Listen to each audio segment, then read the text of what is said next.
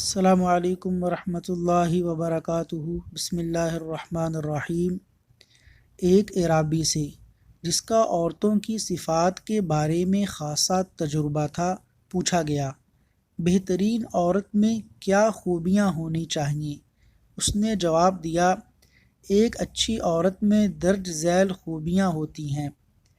کھڑی ہو تو لمبے قد کی ہو اور بیٹھے تو نمایاں نظر آئے، گفتگو کرے تو سچ بولے، اس کو غصہ دلایا جائے تو بردباری کا مظاہرہ کرے، ہنسے تو صرف مسکراہٹ بکھیرے، کھانا پکائے تو نہایت ہی لذیذ، اپنے خاوند کی فرما بردار ہو، اپنے گھر سے محبت کرنے والی اور کم سے کم گھر سے باہر نکلنے والی ہو، اپنی قوم میں نہایت عزیز اور باوقار ہو، مگر انتہائی متواضع اور منکسر مزاج ہو، خاوند سے محبت کرنے والی اور کثرت سے اولاد جننے والی ہو، پھر اس کا ہر کام نہایت پسندیدہ ہوگا۔